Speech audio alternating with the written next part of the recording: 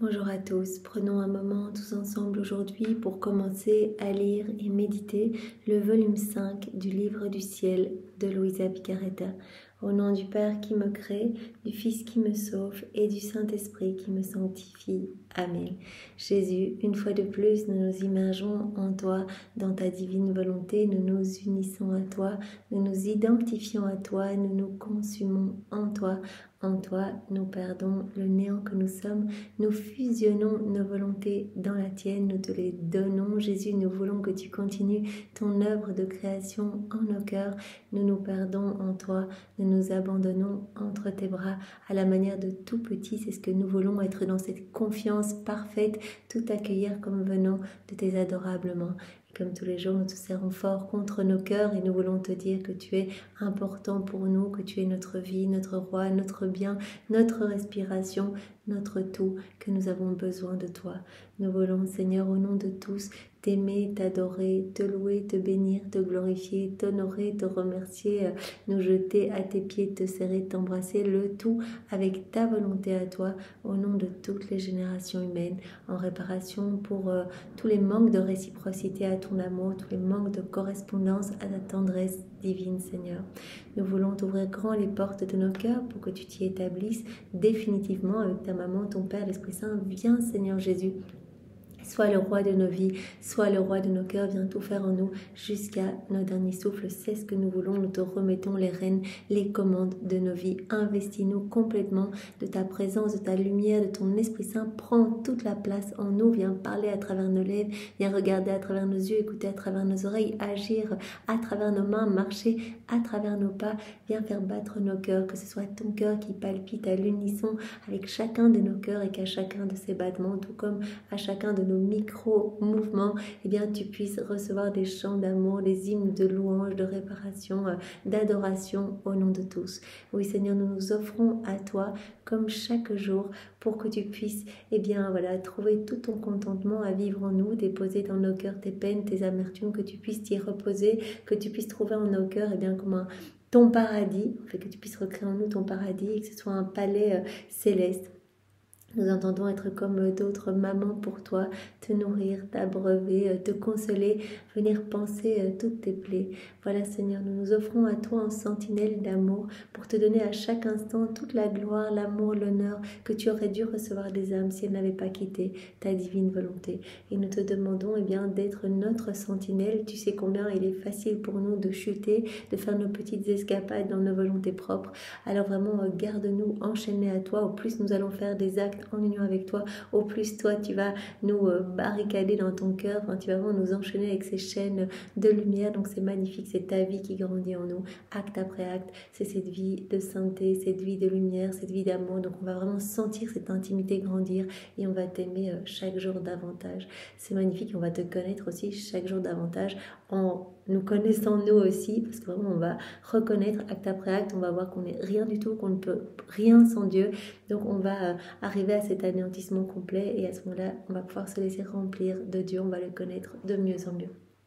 Merci Seigneur pour tout ce que tu as déjà opéré en chacun de nous, ce que tu vas opérer aujourd'hui, ce que tu opéreras dans le futur. Voilà, ton temps n'est pas notre temps, nous te faisons confiance. Tu as un plan d'amour pour chacun, et bien que ces plans puissent s'établir pour tous tes enfants, que ton royaume vienne s'établir ici-bas. Seigneur, ce royaume d'amour où tous tes enfants seront heureux, seront propriétaires de tout, seront revêtus de ce vêtement royal, ce vêtement de lumière, voilà, que tu portais au moment de ta résurrection, au moment de ta transfiguration, que Adam portait dans son état d'innocence. Voilà, tu veux nous rendre beaux, tu veux nous rendre saints de ta sainteté à toi. Alors Seigneur, que nous n'entravions pas tes plans, mais que tu puisses librement opérer à partir de chacune de nos humanités. Dispose-nous, Seigneur, que nous puissions comprendre ce que tu veux nous donner aujourd'hui. Chaque jour, tu viens ensemencer nos cœurs, nous donner vraiment la semence du bien dont tu nous parles. Donc, tu nous parles de l'obéissance, de la pureté d'intention, et cela grandit en nous. C'est magnifique, tu nous travailles. Tu viens vraiment décaper nos cœurs et nous te bénissons pour tout ce que tu opères, Seigneur. Viens envelopper nos cœurs de ta lumière, donne-nous ta sagesse, ta compréhension à toi et viens réceptionner en chacun de nous tous ces mots bénis qui sont les tiens. Tu as dit, voilà, ces écrits sont une partie de moi. Chaque vérité, c'est comme un enfant que je sors de mon cœur, de mon sein paternel. Alors Seigneur, voilà, viens, réceptionne ces mots et grave-les en lettres d'or dans toutes nos cellules, que nous puissions y penser continuellement et que cela nous pousse à nous unir davantage à toi, à te laisser plus de place. Viens Esprit Saint, viens par la puissante intercession du cœur immaculé de Marie, ton épouse bien-aimée. Viens Esprit Saint, viens par la puissante intercession du cœur immaculé de Marie, ton épouse bien-aimée. Viens Esprit de sainteté, Esprit d'amour, Esprit de lumière, viens nous saisir, nous embraser maintenant, nous bousculer. Viens Esprit Saint, nous avons besoin de toi, nous ne savons pas prier. Comment pourrions-nous comprendre ces vérités du ciel sans toi, Esprit Saint? Viens par la puissante intercession du cœur immaculé de Marie, ton épouse bien-aimée. Alors voilà, nous commençons ce volume 5 et nous avons choisi également de le morceler. En fait, il est tout court, ce volume 5, c'est une vingtaine de pages, donc ça ira très vite, 2 ou 3 vidéos, voilà. Donc c'est magnifique et donc nous avons choisi, nous aurions pu avancer comme ça, page après page, mais à nouveau, pour ancrer les vérités par thématique, et bien voilà, on les a morcelées par titre, par point. Alors on va commencer avec toujours cette intention, Seigneur, de te glorifier et de t'apporter de la joie. Voilà, nous voulons que ce moment puisse te ramener des âmes. Alors on commence par la prière de Louisa. Donc avant de commencer un volume, elle fait toujours une prière pour s'abandonner complètement et qu'elle ne mette rien de sa volonté propre. C'est ce que nous voulons pour chacun de nos actes. Seigneur, vraiment, on devrait pouvoir te faire cette prière, voilà, au début de la journée, au début de chacune de nos actions, voilà, que ce soit uniquement toi qui agisses et non pas nous. Seigneur, viens à mon aide, dompte ma volonté rebelle, toujours si récalcitrante face à la sainte obéissance. Remplis-moi de ta sainte et adorable volonté jusqu'à ce que je déborde, afin que ma volonté soit consumée par la tienne. Remplis-moi juste de toi, qui est plus rien de moi, qui est plus rien résultant de ma volonté humaine. Je veux déborder de toi. Voilà, afin que ma volonté soit totalement absorbée dans la tienne, soit consumée par la tienne. J'aurai alors le bonheur de ne plus lutter contre la sainte obéissance. Si je suis remplie de toi, il n'y a plus de lutte, il n'y a plus de mauvaise passion, il n'y a plus de troubles, il n'y a plus de désobéissance, etc. Donc remplis-nous de toi, nous aussi Seigneur, voilà, pour que nous puissions attaquer ce volume 5 totalement identifié à toi, ne faisant qu'un avec toi. J'aurai alors le bonheur de ne plus lutter contre la sainte obéissance. Et toi, sainte obéissance, pardonne-moi si je te fais toujours la guerre. Accorde-moi la force de te suivre paisiblement en tout, même si parfois tu ne me sembles pas très raisonnable. Comment puis-je lutter contre toi dans cette histoire des écrits que je dois faire par obéissance à mon confesseur? Assez, soyons tranquilles, n'attendons plus et commençons à écrire. Voilà, elle demande l'absorption complète de sa volonté humaine dans la divine volonté. Comme ça, elle n'aura plus à lutter contre cette sainte obéissance qu'elle trouve parfois pas très raisonnable. Alors, comme premier point, Louisa, âme victime. On a déjà eu beaucoup ce point-là dans les volumes précédents. Ça va être très court ici parce que voilà, c'est vraiment les 4 premiers volumes sont les fondations pour vivre dans la divine volonté. Après, Jésus parlera beaucoup moins des châtiments et de la mission d'âme victime de Louisa. Mais encore quelques points. Alors, Louisa, premier point, voilà, change de confesseur et Jésus lui dit le rôle de ton confesseur est vraiment très important. Donc on va voir une série de petits points au sujet du confesseur de Louisa. Donc son travail dans ta vie intérieure doit être continuel, il doit coopérer avec moi, en fait il doit s'intéresser à mes intérêts. Mon précédent confesseur, donc il est mis en dessous, Don Michel de Benedictis, est très occupé, beaucoup plus que dans les années où il me dirigeait. Comme il ne peut venir, mon confesseur actuel vint à sa place. C'est Don Gennaro di Gennaro, qui devient le confesseur de Louisa en 1889. Je n'ai jamais pensé que cela arriverait, surtout que j'étais si heureuse avec l'autre. Il avait mon entière confiance. Environ 1 an et demi avant que mon confesseur actuel ait débuté avec moi, et alors que j'étais dans mon état habituel, Jésus béni m'avait dit de m'assurer de ce que mon futur confesseur se préoccupe bien de ma vie intérieure et qu'il coopère tout à fait avec lui au sujet de mon état. Donc Jésus veut vraiment que le confesseur de Louisa soit très attentif à la vie intérieure de Louisa, qu'il donne tout son temps, qu'il se préoccupe continuellement de la vie intérieure de Louisa et qu'il coopère bien à cet état d'âme victime en fait, puisqu'elle va être totalement sous obéissance, qu'il coopère aux intérêts même de Dieu. Et Jésus lui a dit, quand je confie une âme victime à un confesseur, son travail dans la vie intérieure de cette personne doit être continuel. Tu diras à ton futur confesseur qu'il devra vraiment coopérer avec moi, sinon je te mettrai entre les mains de quelqu'un d'autre. Donc je veux cette vraie coopération. parce que c'est normal, si tu es sous obéissance, il ne faut absolument pas qu'il ait des ordres qui soient contraires à ma volonté. Seigneur, écoute, lui répondis-je, qui d'autre sera assez patient pour accepter la croix, de venir chaque jour et de se sacrifier comme le fait mon confesseur actuel? Jésus dit, ne t'inquiète pas, je le convoquerai, je lui accorderai la lumière, il viendra. Donc fais-moi confiance, je m'occuperai vraiment de ton confesseur pour qu'il reçoive la lumière, qu'il puisse venir chaque jour, parce qu'il y a vraiment cette mission qui est donnée au confesseur de venir tous les jours sortir Louisa de son état de pétrification. Donc on sait que le soir, voilà, son âme quitte son corps et Jésus l'emmène un peu partout, comme on l'a vu dans le volume précédent, au purgatoire, à Jérusalem pour vivre des crucifixions, etc. Et le matin, elle est dans un état de pétrification. Donc son âme attend à côté de son corps et quand le confesseur arrive, il fait une petite croix sur la main de Louisa et hop, l'âme de Louisa revient dans son corps. Donc elle dit, mais qui va supporter, aura assez de patience pour supporter cela? Et Jésus dit, ça c'est pas ton affaire, je lui accorderai la lumière, il viendra. C'est peu probable qu'il acceptera cette croix, dit Louisa. Oui, il viendra, et s'il ne m'écoute pas, alors je lui enverrai ma mère. Puisqu'il l'aime, il ne lui refusera pas cette faveur. Quiconque aime vraiment ma maman ne tarde pas. Cependant, je garderai toujours un œil sur ce qu'il fera. Dis-lui tout ce que je t'ai dit. Quelque temps après sa venue, je lui ai tout dit, mais le pauvre homme, à cause d'une nouvelle besogne, fut incapable de prendre la direction de ma vie intérieure. J'ai pu voir que c'était plus à cause de son incapacité que par un choix délibéré. Il veut vraiment être tout le temps là, s'occuper tout le temps de la vie intérieure de Louisa, mais il a plein d'autres travail. Quand je lui ai transmis ce que Jésus m'avait dit, il s'appliqua mieux, mais il retourna rapidement à ses anciennes habitudes. Jésus béni s'en plaignit et j'en ai encore parlé avec lui. Chaque fois, il vient dire au confesseur, mais là, Jésus demande vraiment que tu sois tout attentif sur ma vie intérieure. Un jour, lui-même m'envoya un nouveau confesseur, à qui j'ai ouvert mon âme, lui disant tout. Il accepta de venir et je fus étonnée qu'il ait dit oui. Mais la merveille cessa bientôt. Je ne sais pas comment l'expliquer, mais il vint seulement pendant 2 ou 3 jours, puis il partit. Il disparut comme une ombre et j'ai continué avec mon confesseur actuel. Donc ce confesseur, Don Gennaro Di Gennaro. Donc il va vraiment prendre sa mission à cœur. Alors autre passage, celui du... Ici il n'était pas daté, donc c'était à la première page. Alors celui du 20 mars 1903.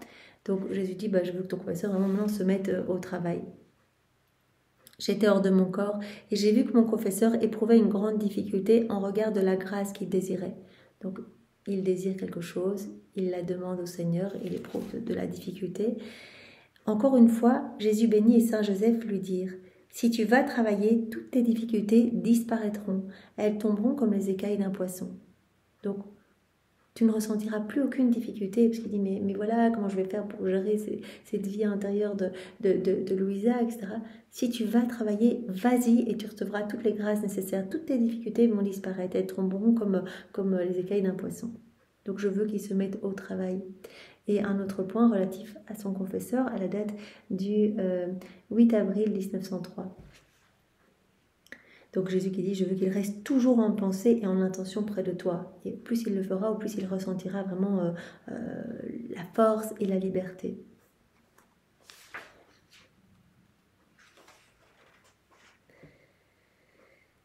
Je continuais dans mon pénible état de privation. Au plus, Jésus apparaissait sans me parler et pour un bref instant.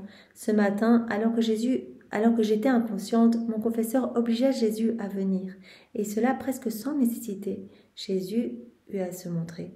Se tournant vers le confesseur avec une expression sérieuse et tourmentée, et dit « Mais qu'est-ce que tu veux? Que veux-tu » Le prêtre sembla confus et ne savait que dire. Alors j'ai dit « Seigneur, peut-être que c'est pour la grâce qu'il veut obtenir. » Jésus lui dit « Dispose-toi et tu la recevras. Mets-toi au travail, donne-toi corps et âme pour vraiment assister Louisa, pour venir à côté d'elle et tu recevras tout.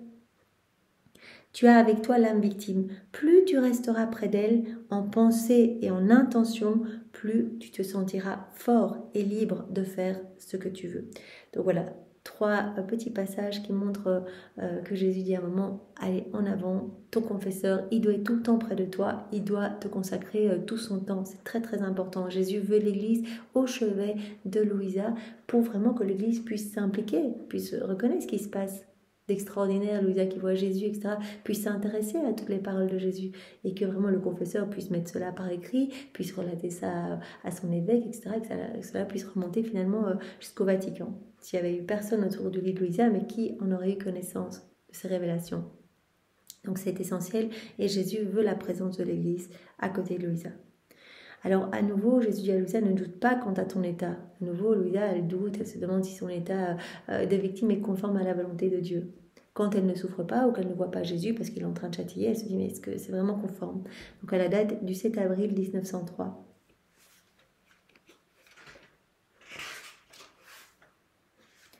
Après avoir vécu plusieurs jours amers à cause de l'absence continuelle de mon adorable Jésus, j'ai senti ce matin que j'avais atteint les profondeurs de l'affliction. Fatiguée et sans force, j'ai pensé que Jésus ne me voulait plus dans cet état. Et j'ai presque décidé de tout abandonner. Jésus, tu viens pas, c'est que tu veux pas cet état pour moi, et donc elle décide presque de tout abandonner. Pendant que je pensais ainsi, mon aimable Jésus remua en moi et me laissait savoir qu'il priait pour moi.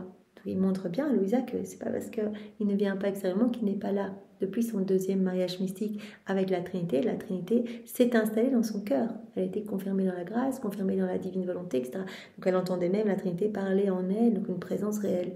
Donc Jésus se montre pour la énième fois, voilà, comme d'habitude il sort un bras, une jambe, il dit « Je suis là ». Il se montre à Louisa et lui laisse savoir qu'il est en train de... Enfin, il est en train de remuer en elle, il ne se montre pas, mais il remue en elle, et il lui laisse savoir qu'il est en train de prier pour elle. J'ai compris qu'il implorait la puissance de son Père, qu'il implorait sa force d'âme et sa providence pour moi. Il est en train de prier pour Louisa. Et il dit, « Ne vois-tu pas, mon Père, comme elle a grand besoin d'aide, et comment, après tant de grâce, elle veut devenir une pécheresse et quitter ta volonté ?» Donc elle veut quitter ta volonté en quittant son état d'âme victime, puisque cet état est conforme à la divine volonté. Donc il faut qu'on lui donne de l'aide. Je ne peux exprimer comment mon cœur se brisa en entendant ces paroles de Jésus. Il sortit de moi, et après m'être assuré qu'il s'agissait bien de mon Jésus béni, je lui ai dit, « Seigneur, est-ce ta volonté que je demeure dans cet état en tant qu'âme victime, puisque je ne me sens plus comme avant? Il ne me semble plus nécessaire que le confesseur vienne. Je suis plus dans un état de souffrance, etc. Est-ce que ça nécessite la venue du confesseur tous les jours? Ainsi au moins je lui épargnerai à lui ce sacrifice. » Jésus reprit, « Pour le moment, ce n'est pas ma volonté que tu quittes cet état. Tu es toujours, et je veux que tu restes dans cet état de victime. Ce n'est pas ma volonté que tu quittes cet état. Pour ce qui est du sacrifice du confesseur, je le paierai au centuple pour sa charité. T'inquiète pas, lui, il sera récompensé au centuple. Mais toi, tu dois absolument rester dans cet état. » Puis, profondément affligé, il ajouta, « Ma fille, les socialistes ont réussi à frapper au sein de l'Église. En France, ils l'ont fait publiquement. En Italie, d'une manière plus cachée. Ma justice cherche une occasion pour envoyer des châtiments. » Donc vraiment, ton rôle doit être continuel et permanent. Tu dois t'offrir continuellement à moi, même si je ne me montre pas, même si je suis en train de châtier et que toi, tu as l'impression que tu ne souffres pas et donc que ton état n'est pas conforme à ma volonté. Tu restes dans cet état et tu attends. Voilà, tu attends et moi je décide quand je te partage mes peines, quand je te partage mon amertume, etc. Et toi tu atténues fortement ma justice. Tu atténues fortement ma juste indignation par ton état. Alors, Jésus lui dit au point 3, « Tu es comme un ange humain qui me glorifie. » Donc tu ne dois pas quitter cet état. À la date du 7 octobre 1903. J'étais dans mon état habituel dès que j'ai vu Jésus. Il m'a dit que les anges, réussissent ou pas dans leur garde des âmes, ils accomplissent leur office et jamais ne délaissent cette tâche qui leur a été confiée par Dieu. Donc les anges doivent nous garder, qu'ils réussissent ou pas, doivent nous guider, nous garder, qu'ils réussissent ou pas, ils continuent dans leur mission. Même si on fait n'importe quoi, ils sont quand même à côté de nous, nos anges gardiens. Même si malgré leurs soins, malgré leur empressement, malgré leur assiduité, ils voient des âmes se perdre, ils sont toujours à leur poste. Dieu leur a confié cette mission, ils restent à leur poste. Et ils glorifient Dieu en étant à ce poste, qu'ils réussissent ou qu'ils échouent dans leur mission. Il est faux que suivant leur succès ou leurs échecs, ils donnent plus de gloire ou moins de gloire à Dieu, parce que leur volonté est toujours tendue vers l'accomplissement du travail qui leur a été confié. Ils font ce que Dieu leur a demandé. Leur volonté est toujours tendue vers l'accomplissement du travail que Dieu leur a demandé de faire. Donc, ils glorifient en restant à leur place, dans leur mission. La gloire qu'ils donnent à Dieu n'est pas liée à la réussite ou à l'échec de leur mission. Eh bien, Jésus dit, pour toi, c'est la même chose. Tu dois rester à la mission pour laquelle je te veux. Ne quitte pas ton poste, tu es comme un ange humain pour moi.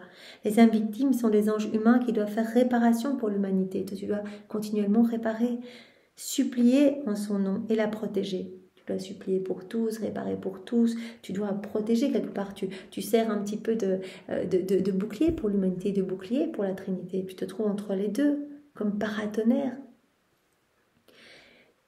Qu'elles aient ou non du succès dans leur mission, ces âmes victimes ne doivent pas cesser leur boulot, du moins pas avant que cela leur soit indiqué d'en haut. Donc voilà, toi, tu es à ce poste, ne quitte jamais ce poste, à moins que je te demande de le quitter ou que je te suspende. Mais tant que je ne le fais pas, tu restes là. Peu importe si tu vois ou non du résultat, tu continues ce pourquoi tu as été appelé et tu m'as donné ton oui pour cela. Donc c'est ma volonté que tu restes dans cet état. Tu es comme vraiment un ange humain pour moi qui me glorifie. Alors, point 4, ton état affaiblit les forces diaboliques. À la date du 20 mai 1903.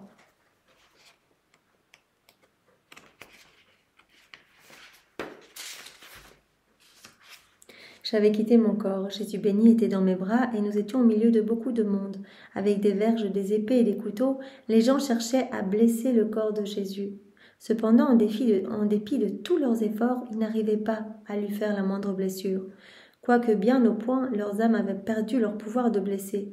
Jésus et moi étions très désolés de voir la brutalité de ces cœurs. Donc tous les hommes qui essayent de blesser le corps de Jésus, mais ils n'y arrivent pas et pourtant leurs âmes sont très affûtées.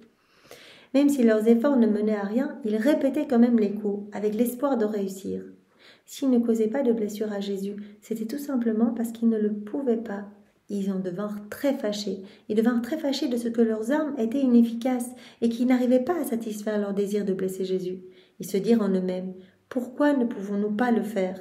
En d'autres circonstances, nous pouvions l'atteindre, mais cette fois, alors qu'il est dans les bras de cette femme, nous ne pouvons rien lui faire.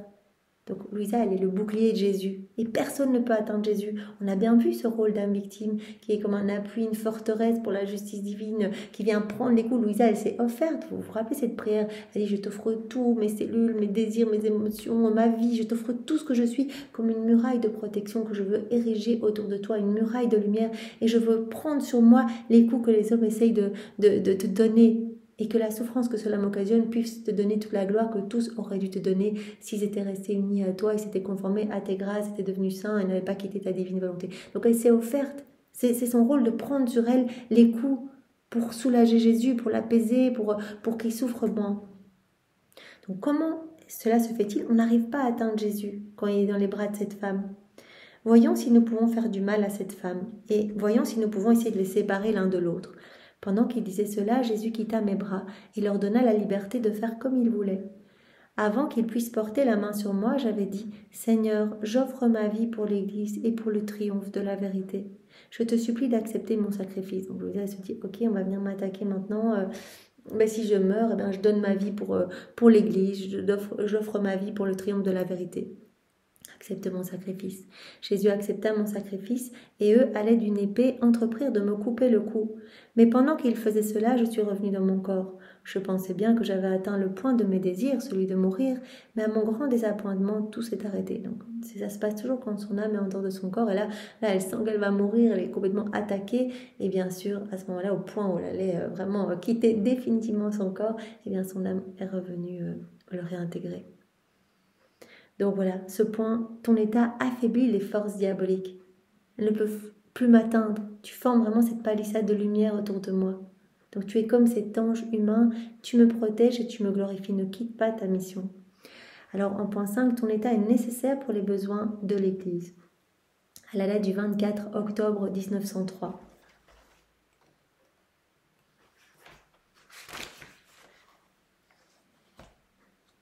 J'avais parlé à mon confesseur de mes craintes quant à savoir si oui ou non mon état de victime correspondait à la volonté de Dieu. Vous voyez, tout le temps, c'est quelque chose qui la tracasse. On a vu dans les volumes précédents, Jésus lui a dit et redit que son état était conforme à sa volonté, mais elle continue à en parler à son confesseur. Donc j'en avais parlé à mon confesseur. Je lui avais dit mes craintes quant à savoir si oui ou non mon état de victime correspondait à la volonté de Dieu et si pour vérifier cela, je ne devais pas essayer de quitter cet état. Elle avait dit à son confesseur, est-ce que je ne dois pas essayer de vérifier cet état en le quittant? Est-ce que c'est conforme ou non à la volonté de Dieu? Est-ce que je ne dois pas essayer de le quitter, cet état, pour voir si je peux réussir à le quitter? Mon confesseur, sans ces difficultés habituelles, me dit, très bien, demain tu essaieras. Ok, si tu veux, essaye demain de quitter ton état d'âme victime. Je me suis sentie comme libérée d'un fardeau. Le prêtre célébra la Sainte Messe. Ayant communié, j'ai vu mon adorable Jésus en moi, les mains jointes, il me fixait du regard et suppliait pour de la pitié et de l'aide. À ce moment, j'ai quitté mon corps. Donc elle communie, elle voit Jésus qui vraiment est en train de la regarder avec des yeux suppliants en disant « Aide-moi, âme, aide-moi ». Et à ce moment-là, hop, son âme quitte son corps. Je me suis retrouvée dans une chambre où il y avait une femme noble et vénérable, gravement infirme et couchée dans un lit. Elle voit une femme couchée dans un lit. La tête de son lit était très haute, si haute qu'elle touchait le plafond. J'étais forcée de rester au haut de cette tête de lit, soutenue par un prêtre pour garder le lit stable et veiller sur la femme malade. Donc voilà, elle a cette mission, elle doit rester en haut de la tête du lit avec un prêtre pour maintenir vraiment le lit stable, pour pas qu'il y ait de secousses, parce qu'il y a une femme qui est très malade dans le lit. Pendant que j'étais dans cette position, j'ai vu quelques religieux entourant le lit et préparant des traitements pour la patiente. Avec beaucoup d'amertume, ils se disaient entre eux « Elle est très malade, tellement malade. Tout ce que ça prendrait, c'est une petite secousse du lit. » Elle mourrait s'il y avait seulement une petite secousse du lit. Je me concentrais à tenir fermement la tête du lit de peur qu'un mouvement du lit puisse causer la mort de la dame. Elle reste bien concentrée à la tête du lit pour tout maintenir en place. Voyant que l'épreuve se prolongeait et ennuyée par mon inactivité, j'ai dit à celui qui me tenait, parce que donc il y a un prêtre qui tient Louisa, elle tient la tête du lit et ils essayent de tout maintenir bien stable. J'ai dit à celui qui me tenait, par pitié, laissez-moi descendre. Je ne fais là rien de bien, je ne l'aide pas. À quoi ça sert que je reste comme cela? En bas, je pourrais au moins la servir, je pourrais au moins l'aider. Le prêtre répondit, tu n'as pas entendu que le plus léger mouvement du lit peut lourdement aggraver sa condition? Si je te laisse descendre, il n'y aura personne pour stabiliser le lit. Elle mourra. Je repris. Est-ce possible qu'en ne faisant que cela, juste en tenant le haut du lit, je puisse empêcher sa mort? Par le ciel, pose-moi par terre. Après que j'eus répété ces paroles plusieurs fois, il me posa sur le plancher sans que plus personne ne me tienne. Je me suis approchée de la malade et à ma grande surprise et mon grand regret, j'ai vu que le lit commença à bouger. Sa face devint livide, elle trembla et elle fit entendre les râlements de la mort. Et quelques religieux présents au pied du lit commencèrent à pleurer en disant « Il est trop tard, elle en est à cette dernière respiration ». Puis des ennemis, des soldats, des officiers entrèrent dans la chambre pour battre la malade. Quoique si gravement malade, elle se leva et avec beaucoup d'intrépidité et de dignité s'offrit pour être battue et blessée. Voyant cela, j'ai commencé à trembler comme une feuille et je me suis dit en moi-même « Je suis la cause de tout cela, à cause de moi ce mal arrive ». J'ai compris que cette femme symbolisait l'Église, infirme dans ses membres et en bien d'autres choses que je n'ai pas besoin de mentionner puisque la signification est claire par ce que j'ai écrit. Donc elle a compris que toute cette image, c'est l'Église. Jésus lui demande d'être un soutien pour son Église, comme il l'a déjà demandé dans les volumes précédents. Veux-tu être une tutrice pour supporter mon Église? Mon Église est là, toute vacillante. Elle est composée de membres gangrénés, c'est ça cette femme malade, elle est infirme par ses membres, c'est nous les membres de l'Église. Jésus avait montré à Louisa une partie du corps de son Église, donc lui on est la tête, et bien qui était toute putrifiée, qui tenait vraiment que par un petit nerf, etc., tous des gens malades, etc., avec une toute petite partie qui était saine. Et bien voilà, cette Église malade de par ses membres, et Louisa, voilà, elle doit être la tutrice, elle doit par ses prières supporter l'Église, elle doit vraiment... maintenir tout avec son confesseur et les quelques religieux au pied de l'église constituent tous ceux qui se battent pour essayer de maintenir, de donner leur vie pour soutenir l'église. Si je te suspendais, donc Jésus lui dit à l'intérieur d'elle, si je te suspendais en permanence, mes ennemis commenceront à verser le sang de mon église. Je répondis, Seigneur, ce n'est pas ce que je veux. Ce n'est pas que je ne veux pas rester dans cet état, que le ciel ne permette pas que je me retire de ta volonté. Même pour un instant. Si tu veux que je reste, je resterai, sinon je quitterai. Il dit, oh non, je vais toujours rester une victime parce que si tu me suspends, les ennemis vont commencer à attaquer l'église, à verser le sang de l'église. Jésus reprit, ma fille, lui rappelle, tu te rappelles ce que tu as demandé à ton confesseur, d'essayer de te sortir toi-même de cet état, et ton confesseur avait dit, oui, tu pourras essayer demain. Pour vérifier si c'est conforme à la volonté de Dieu. Ma fille, si ton confesseur te dégage en disant très bien, demain tu essaieras, eh bien ton rôle de victime cessera. Et à ce moment-là, mon Église ne sera plus protégée. Elle pourra être attaquée. Et les ennemis commenceront à verser son sang. C'est seulement à travers l'obéissance qu'on devient une âme victime. Tu dois toujours obéir à ton confesseur. Donc s'il te dit demain, voilà, tu peux essayer de sortir de ton état, ton état de victime cessera. Toi, tu es lié à cet état de victime par l'obéissance. C'est seulement à travers l'obéissance qu'on devient une âme victime. Si c'est nécessaire, je ferai un miracle de ma toute-puissance pour éclairer celui qui te dirige. Je vais vraiment envoyer des lumières à ton confesseur pour qu'il puisse te demander de rester dans cet état. Et qui te demande de ne pas essayer de sortir de cet état par toi-même. J'ai souffert volontairement, mais c'était l'obéissance à mon cher Père qui fit de moi une victime. Donc c'est toujours l'obéissance. Toi, tu devras toujours obéir. Ok, moi je te veux âme victime. Si ton confesseur te dit non, tu peux essayer de sortir de cet état ou tu peux quitter cet état, c'est à lui que tu devras obéir. Donc je vais l'éclairer pour qu'il te demande de rester bien conforme à ma volonté. J'ai souffert volontairement, mais c'était l'obéissance à mon cher Père qui fit de moi une victime. Il voulait que toutes mes actions soient marquées du sceau de l'obéissance. Voilà. Je me suis glorifiée de l'obéissance. En fait, j'ai obéi à mon Père continuellement jusqu'à la mort sur la croix. Revenant dans mon corps, j'étais effrayée de quitter mon état de victime, mais je me suis empressée de dire « Celui qui me dirige par l'obéissance doit y penser. Si le Seigneur me veut, moi, je suis prête. » Que le Seigneur éclaire mon confesseur. Voilà, avec un autre passage qui va dans ce sens, à la date du 25 octobre 1903, où voilà, cela va continuer et Louisa va nous expliquer cette vision qu'elle a eue. J'étais dans mon état habituel. J'ai pensé que si le Seigneur ne venait pas, j'aurais à m'essayer et à m'efforcer pour voir si au moins je pouvais réussir. Elle se dit, le confesseur m'a dit que demain je devais essayer de sortir par moi-même de cet état. Donc elle dit, voilà. Mon adorable Jésus vint. Il me laisse savoir que du moment que je veux rester dans l'état de victime, il m'attire à lui, de telle manière que je ne peux pas m'éloigner. Tant que je reste dans cet état de victime, il est continuellement là, il m'attire à lui. Je ne peux pas m'éloigner. Mais si je veux quitter cet état, il se retire et il me laisse libre de le faire. Quant à moi, je n'étais pas sûre de ce que je devais faire et je me suis dit en moi-même, comme j'aimerais voir mon confesseur pour lui demander ce que je dois faire. Un peu plus tard, je vis notre Seigneur avec mon confesseur. J'ai dit à ce dernier, dis-moi si je dois rester oui ou non. Elle demande à son confesseur, qu'est-ce que je fais finalement? Comme je disais cela, j'ai cru comprendre que mon confesseur avait retiré l'ordre qu'il m'avait donné le jour précédent. Aussitôt, j'ai décidé de rester, en pensant que si c'était vrai qu'il avait retiré son ordre, c'était bien ainsi. Et si j'avais seulement imaginé qu'il l'avait retiré, ma conclusion était fausse. Aussi, comme mon confesseur vint et me dit d'essayer cela un autre jour, je me suis calmée. Voilà, tu essaieras ça un autre jour, mais là maintenant tu restes dans ton état de victime. Un peu plus tard, mon confesseur vint, je lui ai dit ce que j'avais écrit, il m'assura que vraiment il avait retiré cet ordre qu'il m'avait donné.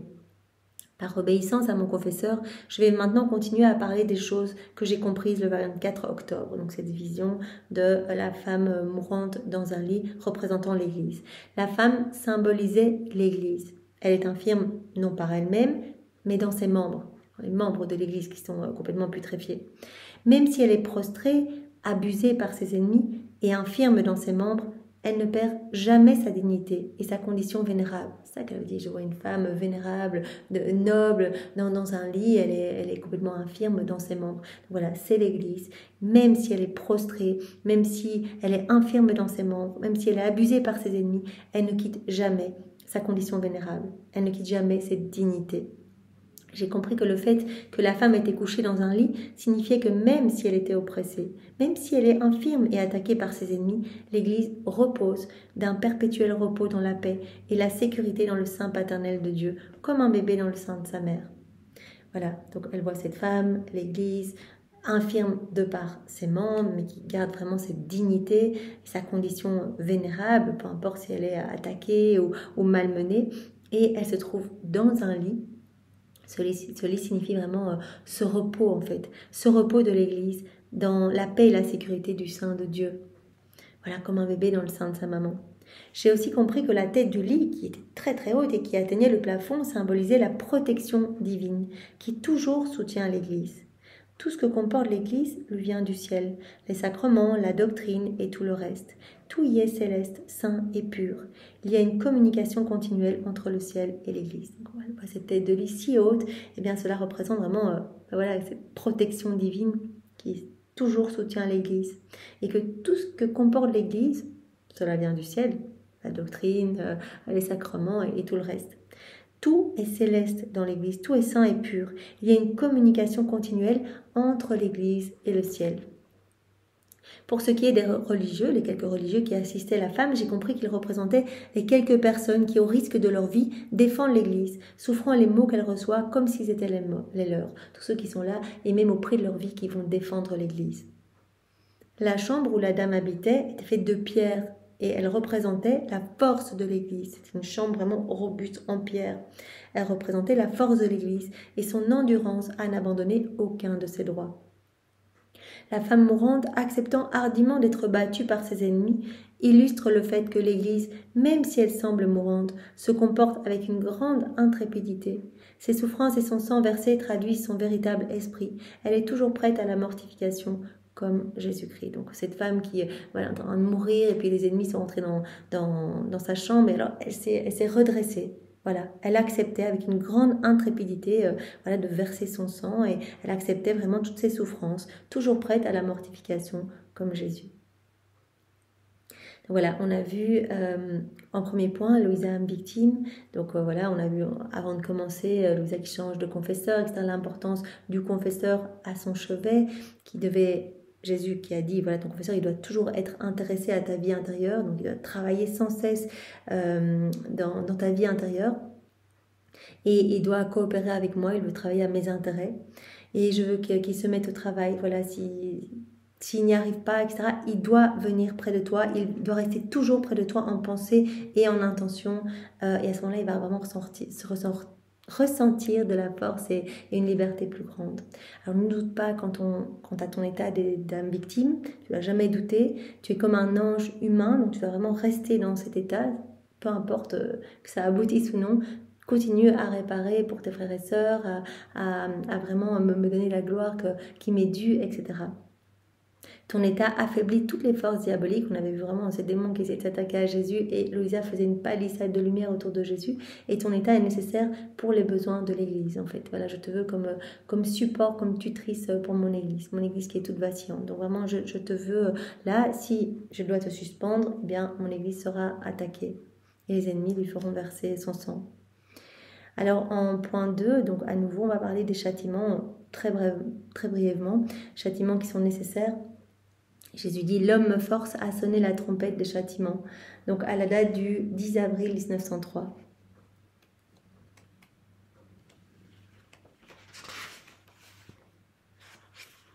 J'étais hors de mon corps et j'ai vu Jésus tenant une verge avec laquelle il frappait le peuple.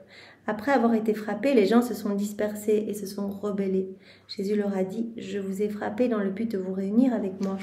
Mais plutôt que de vous réunir, vous vous rebellez et vous vous enfouillez de moi. » Donc les châtiments, c'est vraiment un stratagème d'amour que Jésus utilise pour essayer de nous ramener à son cœur, puisqu'on est vraiment tellement obstiné, froid, indifférent, ingrat, etc. à son amour, qu'on n'accueille pas son amour de manière facile, on est aveugle, on ne voit pas son amour dans les éléments créés, etc.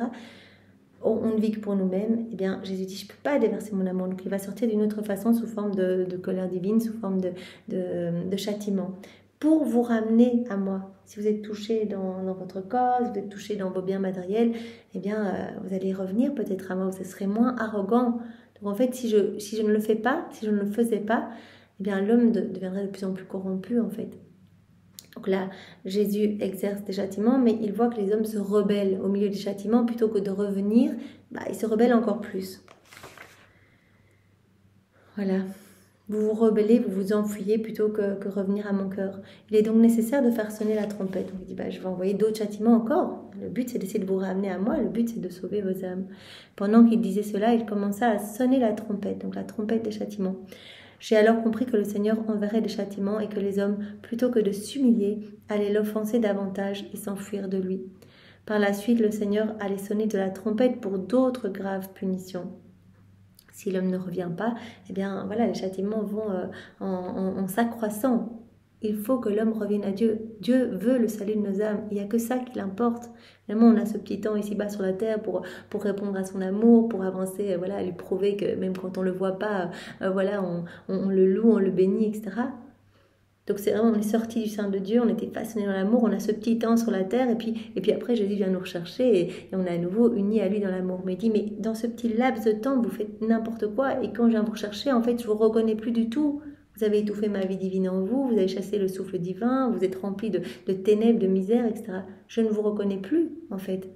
Et donc, et vous-même, vous ne me reconnaissez pas, et finalement, vous partez tout seul, vous faites le choix de vous détacher de mon cœur et d'aller vous perdre.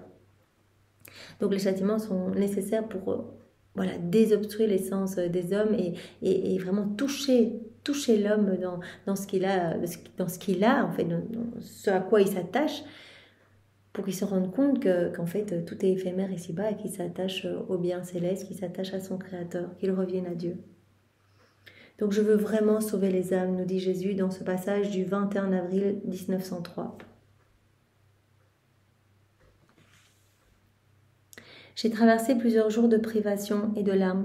Il me semblait que le Seigneur m'avait suspendu de l'état de victime. Peu importe ce que j'essayais, je ne réussissais pas à quitter mes sens. Plutôt, j'étais prise d'une multitude de douleurs abdominales qui me rendaient anxieuse et que je ne pouvais pas comprendre.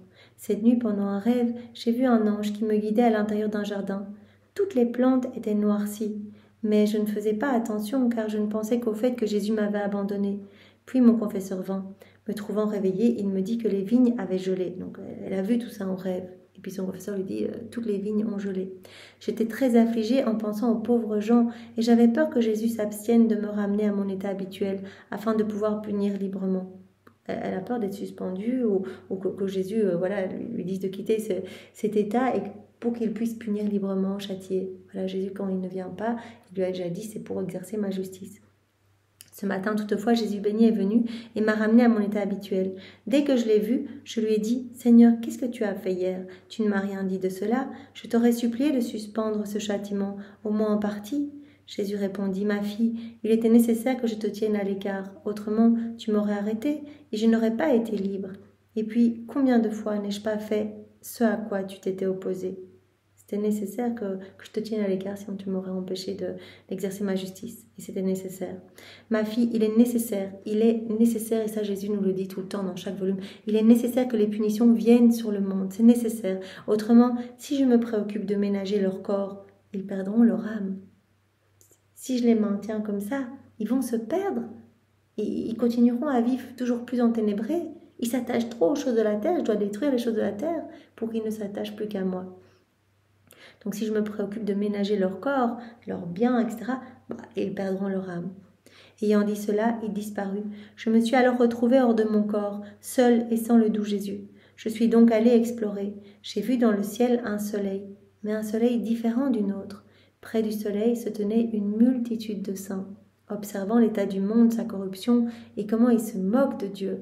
Ils criaient tous d'une seule voix « Venge ton honneur et ta gloire, sers-toi de ta justice, car l'homme ne veut pas reconnaître les droits de son Créateur. » Donc voilà, elle voit un soleil différent que celui de la création, elle voit tous les saints autour qui sont en train de crier « Venge ton honneur », l'homme fait n'importe quoi, l'homme se corrompt, l'homme se moque de toi, l'homme te tourne le dos, l'homme te crache dessus, venge ton honneur.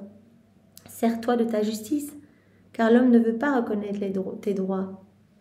Même s'il parlait en latin, je comprenais la signification de ce qu'il disait.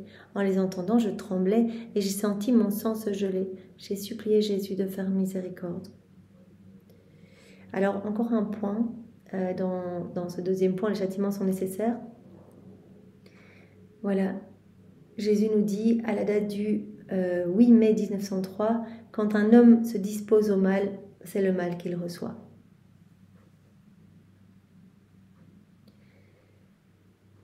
Je continuais dans mon état pénible de privation. Au plus, Jésus apparaissait sans me parler et pour un bref instant. Ce matin, alors que j'étais inconsciente, mon confesseur obligea Jésus à venir, et cela presque sans nécessité. Donc ça, on l'avait déjà vu. Jésus eut à se montrer, se tournant vers le confesseur avec une expression sérieuse et tourmentée, et lui dit « Que veux-tu » Donc le prêtre sembla confus et ne savait que dire. Alors j'ai dit « Seigneur, peut-être que c'est pour la grâce qu'il veut obtenir. » Jésus lui dit « Dispose-toi et tu la recevras.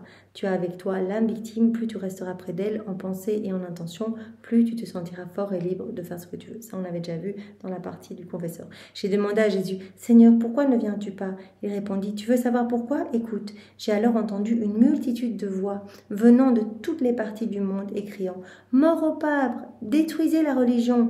Abattez les églises, abattez toute autorité, personne ne doit être au-dessus de nous. » Et j'ai entendu beaucoup d'autres propos sataniques de ce genre. Donc vraiment la provocation, la rébellion des âmes, mort au pape, détruisez la religion, abattez, détruisez les églises, etc.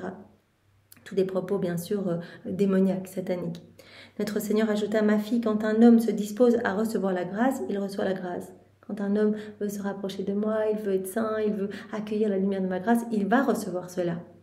Il va recevoir, il va être touché, il va devenir lumière, je vais me rapprocher de lui et je vais déverser en lui toute ma lumière et il deviendra saint. Si l'homme se dispose à recevoir la grâce, il recevra la grâce. Mais si l'homme se dispose au mal, c'est le mal qu'il va recevoir. S'il veut le mal, il recevra le mal. Toutes ces voix que tu entends atteignent mon trône, et cela fréquemment. Aussi, quand ma justice voit que l'homme veut non seulement le mal, mais le demande avec insistance, alors le mal est ce que ma justice est forcée d'accorder. L'homme qui demande le mal et qui le demande avec insistance, eh bien Jésus dit, alors ma justice va accorder le mal. Je le fais afin de leur faire comprendre ce que c'est le mal. Qu'est-ce que le mal qu'ils désirent? Vous connaissez vraiment ce qu'est le mal quand vous vous trouvez dedans. C'est la raison pour laquelle ma justice cherche à punir l'homme. Donc si l'homme se dispose à acquérir la grâce, à devenir saint, il va recevoir la grâce. Si l'homme se dispose au mal, qu'il veut le mal, il recevra le mal. S'il se dispose au mal, c'est le mal qu'il va recevoir. Alors on va encore voir un point. Donc on a vu Louisa victime, les châtiments sont nécessaires. Troisième point, offre-moi tout. Donc Jésus dit à Louisa, offre-moi toutes tes souffrances et répare. À la date du 6 juin 1903. Après avoir passé les derniers jours dans la privation de Jésus et dans la souffrance, je me suis retrouvée ce matin hors de mon corps avec bébé Jésus dans les bras. Dès que je l'ai vu, je lui ai dit « Ah, cher Jésus, puisque tu m'as laissé seule, au moins enseigne-moi comment je dois agir dans cet état de délaissement et de souffrance. Qu'est-ce que je dois faire quand je souffre autant? Enseigne-moi. » Il répondit « Ma fille, tout ce que tu souffres dans tes bras, dans tes jambes, dans ton cœur, je veux que tu l'unisses à mes propres souffrances, dans les plaies de mes bras, de mes jambes, de mon cœur, en récitant 5 gloires au Père. Donc tu dois tout m'offrir. Tu souffres dans ton cœur, tu m'offres cela. Tu souffres dans tes bras, dans tes jambes, dans tout ton corps, tu m'offres tout cela. Tout ce que tu souffres, tu l'unis à mes souffrances et tu récites 5 gloires au Père. Je veux que tu t'offres, toi, à la justice divine en réparation de toutes les mauvaises actions, des mauvais désirs des créatures, en t'unissant à ce que j'ai souffert par ma couronne d'épines. Fais-le en récitant 3 gloires au Père, en réparation des péchés commis par l'homme à travers ces 3 facultés qui sont devenues si défigurées que mon image en lui ne peut être reconnue. Voilà, l'homme qui a été créé à l'image, la ressemblance de Dieu, l'homme qui a reçu les 3 puissances de son âme pour rester connecté à la Trinité, reçu sa volonté pour rester connecté à la puissance du Père, à la volonté du Père. On a reçu notre intelligence pour être connecté à la sagesse de Jésus. On a reçu notre mémoire pour toujours nous rappeler de l'amour de Dieu, de l'amour de l'Esprit Saint. Donc, on a été créé pour être vraiment connecté dans cette communication continuelle avec la Trinité, en quittant la divine volonté. En fait, on s'est connecté aux choses de la terre. On a comme fermé tous ces canaux de communication avec le ciel. Et donc, par ces 3 facultés, on fait plein de péchés, en fait. En fait, tout est embourbé de noirceur en nous. Et donc, Jésus dit, toutes tes souffrances, déjà, tu les unis aux miennes. Tu récites 5 gloires au Père, les souffrances de tes jambes, de ton cœur, de tes bras, etc. Tu unis ça aux souffrances, à mes plaies, de mes bras, de mes jambes, de mon cœur, etc. Tu récites 5 gloires au Père et je veux que tu t'offres toi-même en âme réparatrice, que tu répares pour toutes les mauvaises actions, les mauvais désirs, les mauvaises pensées et tu t'unis aussi aux souffrances de ma tête et à la couronne d'épines. Et je veux aussi que tu répares pour tous les péchés qui sont commis par l'homme à travers ces 3 facultés qui sont devenues si défigurées que mon image en lui ne peut plus être reconnue. Voilà.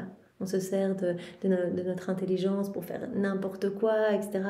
On se sert de notre mémoire pour nous rappeler de choses totalement futiles. On se sert de notre volonté pour nous enténébrer davantage et pour rejeter davantage notre Créateur. Donc, je ne trouve plus mon image divine dans l'homme, en fait. Il n'est plus connecté à moi. Donc, je veux que tu répares pour tous les péchés qui sont commis par l'homme à travers ces 3 facultés qui sont devenues si défigurées que mon image en lui ne peut plus être reconnue. Et toi, je veux que tu cherches toujours à garder ces 3 puissances de ton âme bien unies à la Trinité. Je veux que tu cherches toujours à maintenir ta volonté unie à la mienne et que tu m'aimes à chaque instant.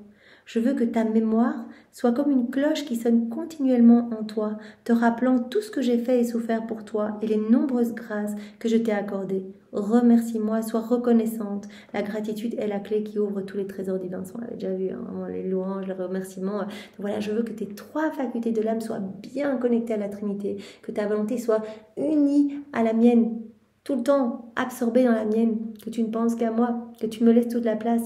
Je veux que ta mémoire vraiment se rappelle de toutes les merveilles, de toutes les grâces dont je te comble continuellement, et soit dans la reconnaissance, soit dans la gratitude. Voilà, cette reconnaissance qui est comme cette clé qui ouvre tous les trésors du ciel. Et je veux que ton intelligence ne pense à rien d'autre. Ne pense qu'à moi. Occupe-toi seulement de Dieu. Si tu fais ainsi, je trouverai mon image en toi et je recevrai la satisfaction que je ne peux pas recevoir des autres créatures. Donc concentre-toi, reste toujours uni, immergé en moi, dans ma volonté. Que tes 3 facultés, que tes 3 puissances de ton âme restent bien connectées à la Trinité. Glorifie-moi au nom de tous. Offre-moi tout ce que tu vis. Dans la divine volonté, offre-moi toutes tes souffrances. Au nom de tous, récite 5 gloires au Père, en unissant tes peines à mes plaies. Et je veux aussi que tu répares pour tous les péchés qui sont commis, tous les mauvais désirs, tous les actes déconnectés de ma volonté, tout ce qui est commis, et qui enténèbre en fait ces 3 facultés de l'âme. Tout ce qui est commis avec ces 3 facultés de l'âme, mais qui est pour une satisfaction personnelle, qui n'est pas pour notre gloire.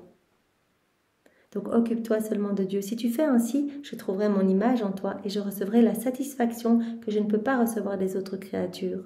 Cela, tu dois le faire continuellement, parce que si l'offense est continuelle, la satisfaction doit l'être aussi.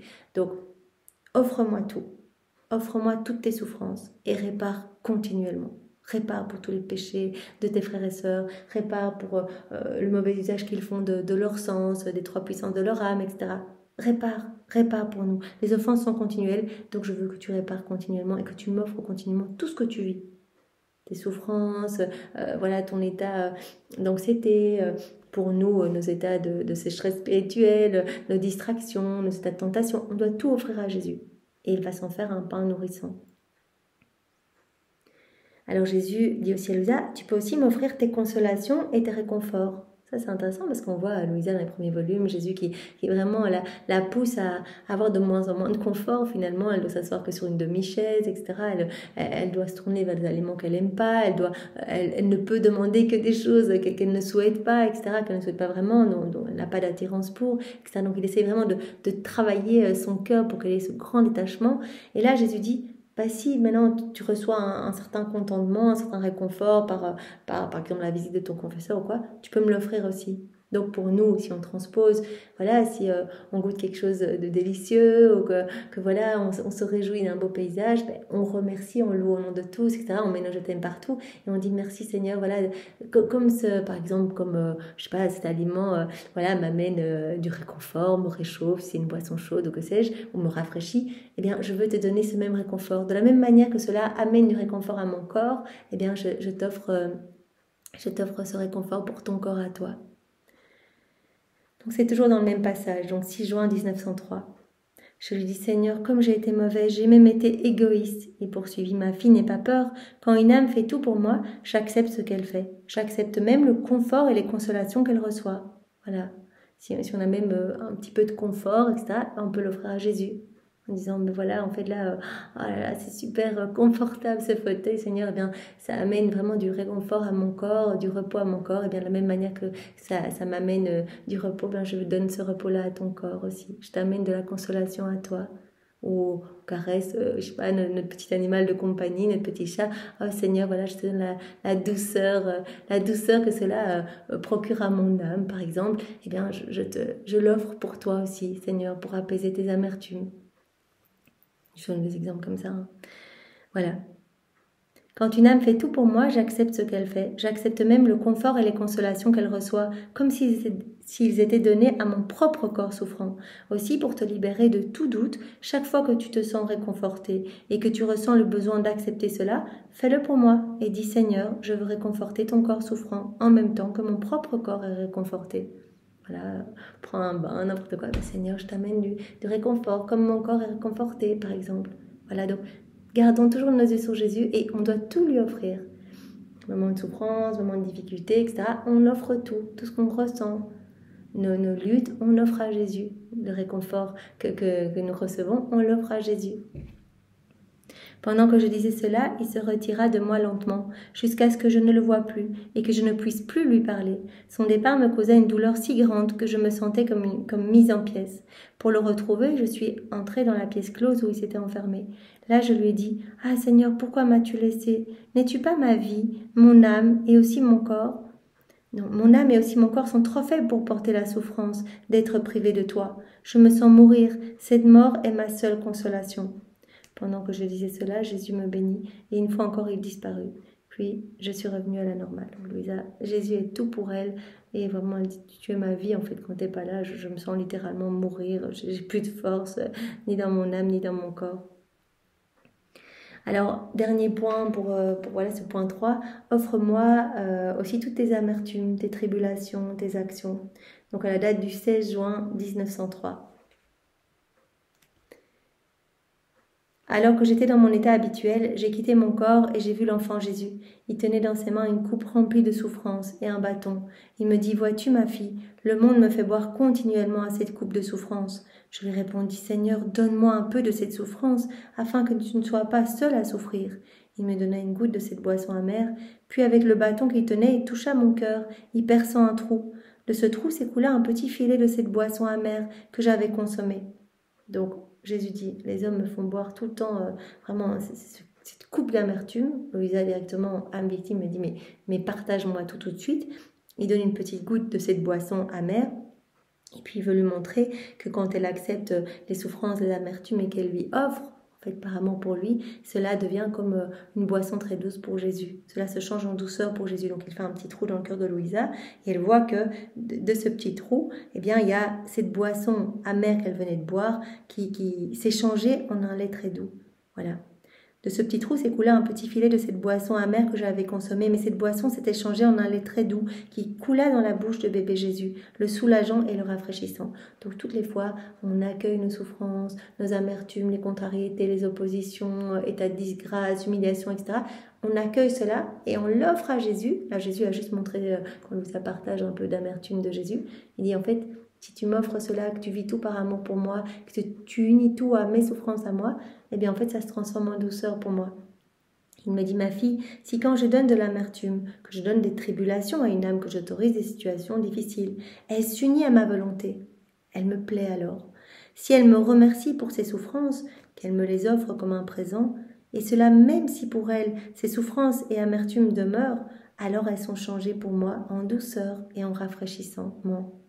Donc voilà, si on accepte tout et qu'on remercie Jésus en disant mais voilà, cette situation est un peu difficile, mais je te loue, je te bénis, je te remercie, je sais que tu as un plan pour moi, tu veux que je devienne sainte ou un saint, et donc je te bénis Seigneur, je me colle à toi à la croix, je t'offre tout ce que je ressens et voilà, je suis dans la gratitude. Et bien alors ça se change, ces amertumes, ces douleurs, ces souffrances, ça se change en quelque chose de très doux pour Jésus, comme un rafraîchissement pour lui.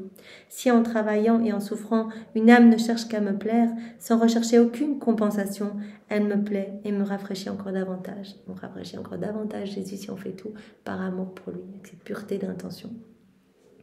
Donc voilà, nous avons vu, nous allons nous arrêter ici pour aujourd'hui. Donc nous avons vu Louisa, âme victime, avec voilà ce changement de confesseur, le rôle très important du confesseur au chevet de Louisa. Jésus qui a répété une fois de plus à Louisa qu'elle ne devait pas douter quant à son état, que son état était voulu par Dieu, qu'elle était comme cet ange humain qui glorifiait la Trinité, peu importe les résultats de ses prières, si elle ne les voit pas, etc. Peu importe aussi si elle souffre ou non, si elle voit Jésus ou non, elle doit rester dans son état. Jésus lui a dit, regarde, ton état affaiblit complètement toutes les forces diaboliques qui veulent me faire du mal. En fait, tu me crées comme cette petite palissade de lumière autour de moi. Et ton état est nécessaire aussi pour les besoins de l'Église. Alors là, elle avait toute cette vision de cette femme dans son lit qui représentait l'Église, avec vraiment les quelques religieux se battant dans leur vie pour l'Église. Louisa était au chevet, donc il y a cette tête de lit très très haute, vraiment pour montrer que vraiment tout vient du ciel. Il y avait ce repos de la dame dans un lit, donc vraiment le repos dans le sein sein du père, et Louisa devait maintenir ce lit. Donc elle avait vu qu'en lâchant le lit, la femme était sur le point de mourir, mais elle s'était relevée noble pour prendre tous les coups, pour accepter toutes les mortifications, exactement comme Jésus. Donc elle avait vraiment compris cette vision qu'elle était un support pour l'Église en fait, que son état d'âme victime était très important, que c'était un support pour l'Église. On a vu comme deuxième point, les châtiments sont nécessaires.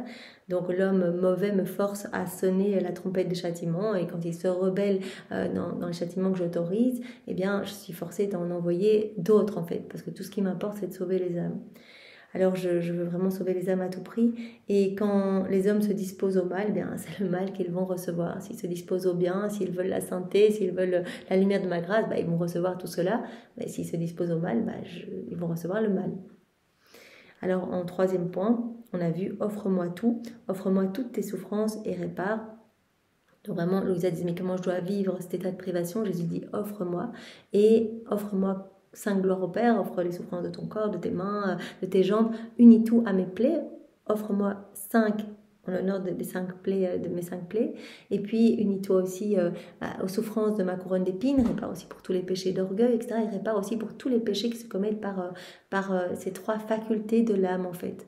L'homme qui devait être connecté à la Trinité, qui fait n'importe quoi avec son intelligence, avec sa volonté et avec sa mémoire. Donc répare, et toi reste toujours connecté, la puissance de ton âme bien connectée à la Trinité. Donc ne pense qu'à nous, que ta mémoire soit centrée sur tout ce que tu reçois, soit dans la gratitude, etc., dans la louange, que ton intellect soit centré uniquement sur Dieu, et que ta volonté soit absorbée dans la mienne.